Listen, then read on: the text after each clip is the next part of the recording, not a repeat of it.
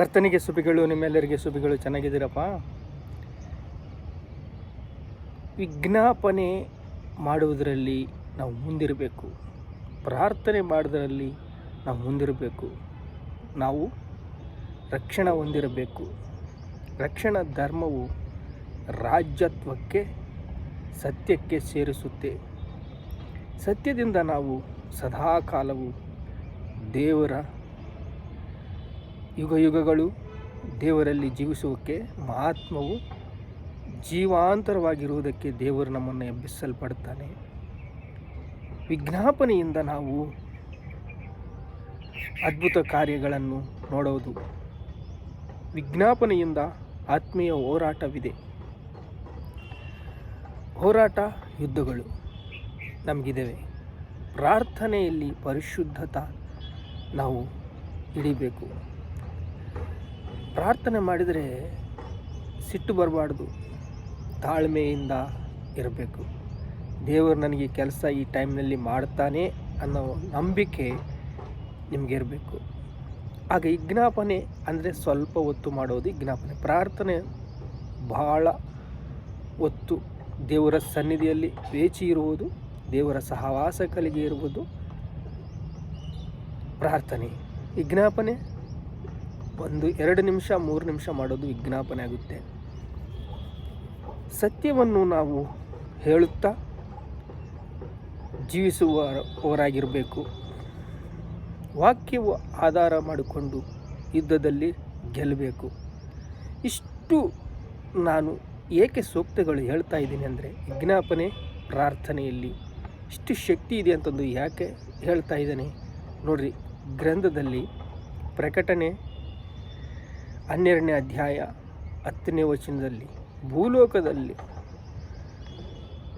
ಭೂಲೋಕದಲ್ಲಿರುವವರೆಲ್ಲ ಮರಳು ಮಾಡಿ, ಭೂಲೋಕದಲ್ಲಿ ಇರುವವರು ಎಲ್ಲರನ್ನೂ ಮರಳು ಮಾಡಿದನಂತೆ. ಒಬ್ಬನೂ ಎಲ್ಲ ನೀತಿಮಂತನು, ಎಲ್ಲರೂ ಕೆಟ್ಟೋಗ್ಬಿಟ್ಟಿದ್ದಾರೆ.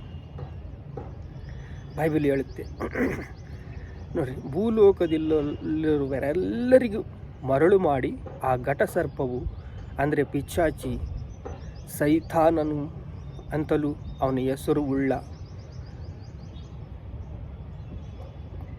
ಪುರುತ್ತಾನ ಸರ್ಪವು ಅಂದರೆ ಅದು ಭೂಮಿ ಹುಟ್ಟಿದಾಗಿಂದ ಅದರ ಹೆಸರು ಲೂಸಿಫರ್ ಅಂತ ಹೆಸರು ನೇಮಿಸಿಕೊಂಡು ಪುರುತ್ತಾನ ಸರ್ಪವಾಗಿ ಭೂಮಿ ಮೇಲೆ ದೊಬ್ಬಲ್ಪಟ್ಟಿದೆ. ಅವನು ದೂತರು ದೊಬ್ಬಲ್ಪಟ್ಟಿದ್ದಾರೆ. ಭೂಲೋಕದಲ್ಲಿರುವವರು ಎಲ್ಲರನ್ನೂ ಮೋಸ ಮಾಡಿದ್ದಾನೆ. ಮಾಧ್ಯಮ ಅಂದರೆ ಸಾರಾಯಿ. ಸತ್ಯವನ್ನು ಕೆಡಿಸಿಬಿಟ್ಟು ಅವನೊಂದು ಬೀಫ್ನಲ್ಲಿ ಕರ್ಕೊಂಡು ಹೋಗ್ಬಿಡ್ತಾನೆ. ಒಂದು ಆಲೋಚನೆ ಸುಳ್ಳು ಮಾಡೋ ಎಲ್ಲ ಏನೂ ನಿಜ ಇಲ್ಲ, ಈ ಲೋಕದಲ್ಲೆಲ್ಲ ಟೆಂಪರವರಿ ಅಂತ ಮೋಸ ಮಾಡಿ ಅವನ ಹಿಂದೆ ಕರ್ಕೊಂಡು ಹೋಗ್ತಾ ಇದ್ದಾನೆ. ಯಜ್ಞದ ಕುರಿಮರಿದಾತನು ರಕ್ತದ ಬಲದಿಂದಲೂ ವಾಕ್ಯದ ಬಲದಿಂದಲೂ ಅವನನ್ನು ಜಯಿಸುವುದು. ಯೇಸು ಕ್ರಿಸ್ತು ಶಿಲುಬೆ ಹತ್ತಿದ್ದಾನೆ, ರಕ್ತವನ್ನು ಸುರಿಸಿದ್ದಾನೆ, ಪ್ರಾಣವನ್ನು ಕೊಟ್ಟಿದ್ದಾನೆ. ಯಾಕೆ ಗೊತ್ತಾ? ಅವನನ್ನು ಮರಣ ಹೊಂದಿಸಬೇಕು ಅಂದರೆ ಇನ್ನು ಬೇರೆ ಮಾರ್ಗ ಯಾವುದೂ ಇಲ್ಲ. ಕೇವಲ ಶಿಲುಬೆ ಮಲ್ಲಿ ರಕ್ತದಿಂದ ಮಾತ್ರನೇ ಅವನಿಗೆ ಮರಣವಿದೆ. ರಾಜ್ಯವು, ಶಕ್ತಿಯು, ಬಲವು ಈಗ ಕ್ರಿಸ್ತನದಾಯಿತು. ಈಗ ಜಯವು, ಶಕ್ತಿಯು, ರಾಜ್ಯವು ನಮ್ಮ ದೇವರಲ್ಲಿ ಉಂಟಾಯಿತು. ಆತನು ಅಭಿಷೇಕಿಸಿದರ ಅಧಿಕಾರವು ಈಗ ಸ್ಥಾಪಿತವಾಯಿತು. ಆತನು ಅಭಿಷೇಕವನ್ನು ಸ್ಥಾಪಿಸಿದ್ದಾನೆ. ದೇವರ ಮಕ್ಕಳು ಅಂತ ಉದ್ದೇಶಿಸಿ ಸಂಕಲ್ಪದ ಅನಾದಿ ಸಂಕಲ್ಪದಲ್ಲಿ ಆದಿಯಲ್ಲಿ ದೇವರು ಆಲೋಚನೆ ಮಾಡಿದ್ದಾರೆ. ಇವನು ಭೂಮಿ ಮೇಲೆ ದಬ್ಬಲ್ಪಡ್ತಾ ಇದ್ದೀನಿ, ಎಲ್ಲರನ್ನು ಮೋಸ ಮಾಡ್ತಾನೆ. ದೇವರಿಗೆ ಗೊತ್ತು. ಆದರೆ ನಮ್ಮ ಹೃದಯದಲ್ಲಿ ನಮಗೆ ಕೊಟ್ಟಿರುವ ಸ್ವೇಚ್ಛೆ, ನಮಗೆ ಕೊಟ್ಟಿರುವ ಒಂದು ಆಲೋಚನೆ, ಕೆಟ್ಟದ್ದು ಮಾಡ್ತೀಯಾ ಒಳ್ಳೇದು ಮಾಡ್ತೀಯಾ. ದೇವ್ರ ಹತ್ರ ಯುಗ ಯುಗಗಳು ಇರಬೇಕು ಅಂದರೆ ನಮ್ಮನ್ನು ಪರೀಕ್ಷೆ ಮಾಡ್ತಾನಲ್ರಿ. ಆ ಪರೀಕ್ಷೆಯ ಇದೇ ಒಳ್ಳೇದು ಮಾಡ್ತೀಯಾ, ಕೆಟ್ಟದ್ದನ್ನು ಮಾಡ್ತೀಯಾ, ನೀನು ಒಳ್ಳೆಯದಾಗಿ ಜೀವಿಸ್ತೀಯಾ, ಕೆಟ್ಟವನಾಗಿ ಜೀವಿಸ್ತೀಯಾ, ನಿನಗೆ ಬಿಟ್ಬಿಡ್ತೀನಿ. ಅಂದರೆ ಸ್ವೇಚ್ಛೆ ಕೊಟ್ಟಿದ್ದಾನೆ ನಮಗೆ. ಯಾವುದು ಒಳ್ಳೆಯದು ಯಾವುದು ಕೆಟ್ಟದ್ದು ಅಂತ ನಮಗೆ ಗೊತ್ತಾಗಂಗೆ ಜ್ಞಾನ ಕೊಟ್ಟಿದ್ದಾನೆ. ಏನು ಮಾಡಬಾರ್ದೋ ಅದನ್ನೇ ಮಾಡ್ತೀಯ. ನೋಡ್ರಿ, ಒಂದು ರಾಜನು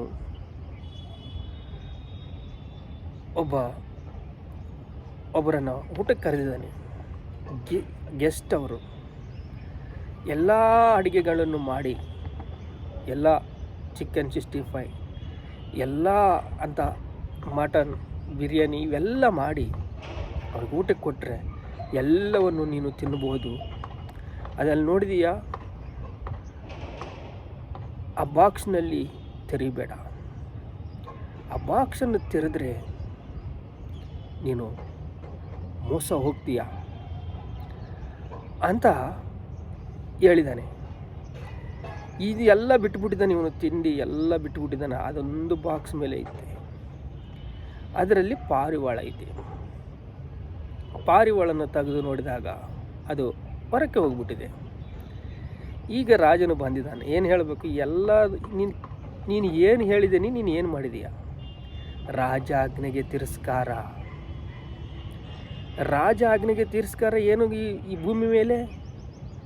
ಹಾಗೆ ರಾಜನಿಗೆ ಒಂದು ಆಜ್ಞೆ ಇದ್ದರೆ, ತಿರಸ್ಕಾರವಿದ್ದರೆ, ದೇವರ ಮಾತು ಕೇಳಿ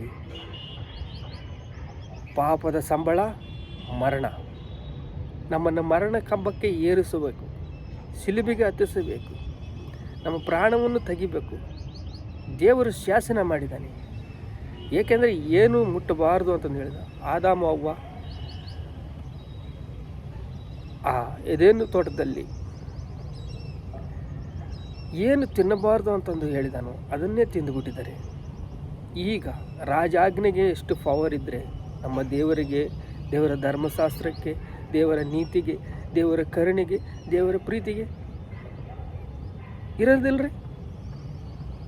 ಹಾಗೆಯೇ ಭೂಲೋಕದಲ್ಲಿ ಎಲ್ಲರನ್ನು ಮರಳು ಮಾಡಿಬಿಟ್ಟಿದ್ದಾನೆ, ಎಲ್ಲರೂ ಮೋಸ ಮಾಡಿಬಿಟ್ಟಿದ್ದಾನೆ. ಆ ಘಟಸರ್ಪವು ಅಂದರೆ ಪಿಶಾಚಿ, ಸೈತಾನನು, ಹೆಸರುಳ್ಳ ಪುನರುತ್ಥಾನ ಸರ್ಪವು ಭೂಮಿ ಮೇಲೆ ದಬ್ಬಲ್ಪಟ್ಟಿದ್ದಾನೆ. ಭೂಮಿಯೆಲ್ಲ ಕೆಡಿಸ್ಬಿಟ್ಟಿದ್ದಾನೆ.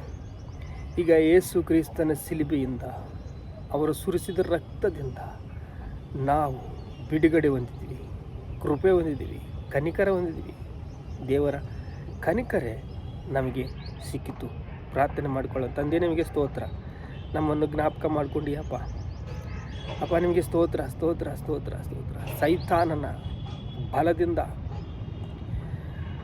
ರಾಜ್ಯದಿಂದ ನಮ್ಮನ್ನು ಬಿಡುಗಡೆ ಮಾಡಿ, ನಿನ್ನ ರಕ್ತವನ್ನು ಸುರಿಸಿ, ನಿನ್ನ ಪ್ರಾಣವನ್ನು ಕೊಟ್ಟು, ರಾಜ್ಯವು, ಶಕ್ತಿಯು, ಬಲವು ಈಗ ಕ್ರಿಸ್ತನಿಂದಾಯಿತು.